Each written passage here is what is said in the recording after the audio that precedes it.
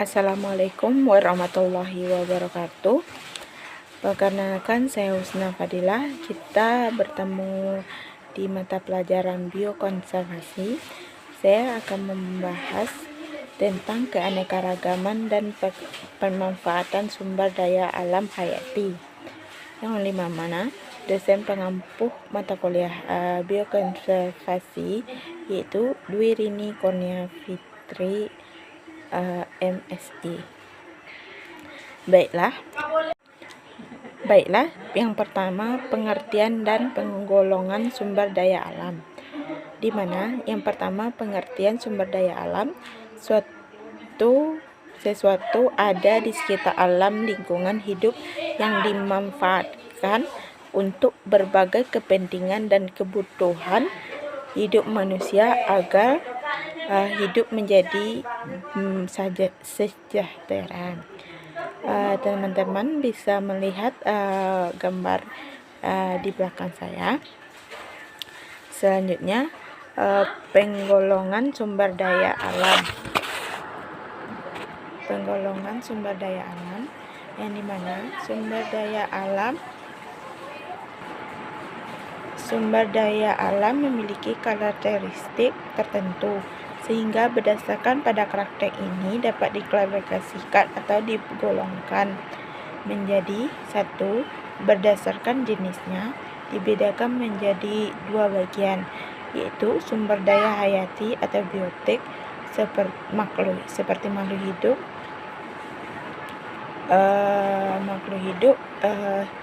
seperti rotan. Sumber daya non hayati abiotik, ciri-cirinya benda mati seperti bahan tambang, air, tanah, dan lain-lainnya.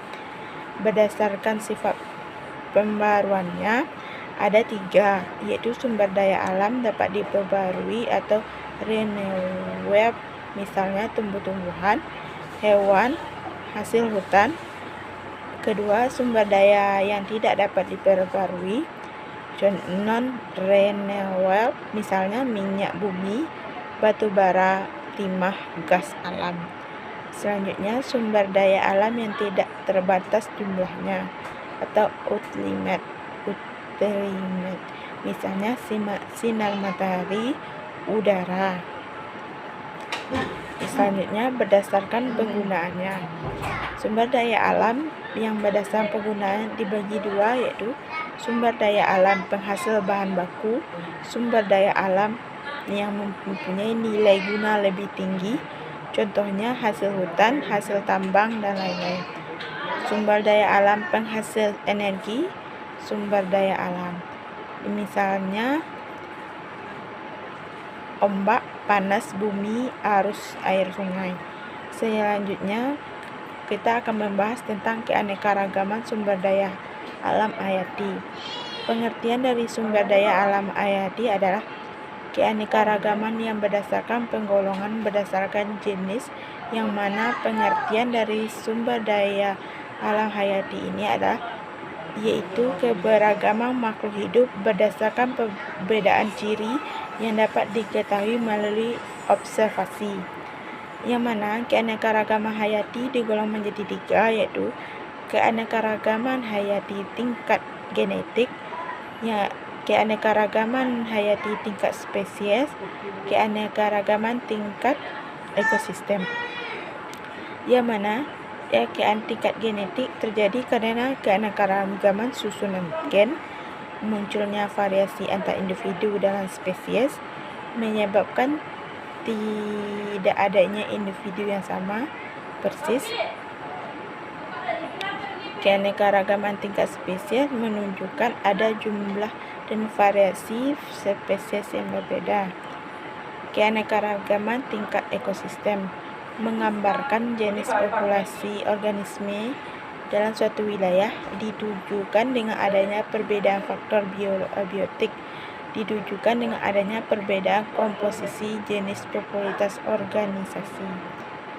Manfaat keanekaragaman Y1 sebagai sumber plasma nutfat, produktivitas ekosistem, pelindungan air dan tanah, sarana pengembangan ilmu pengetahuan pendidikan reaksi dan wisata, pengolahan sampah, nilai dan budaya sosial, pengaturan iklim. Itu manfaat dari keanekaragaman hayati.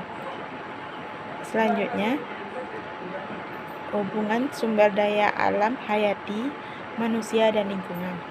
Yang mana pertama, yang salahnya yaitu aktivitas manusia yang menurut keanekaragaman hayati, perusahaan habitat dan perubahan tipe tumbuhan, menggunakan pestisida dan pencemaran lingkungan, menambang, pembangunan hutan, pemanfaatan sumber daya alam hayati yang berlebihan, pertambangan dan pemburuan liar.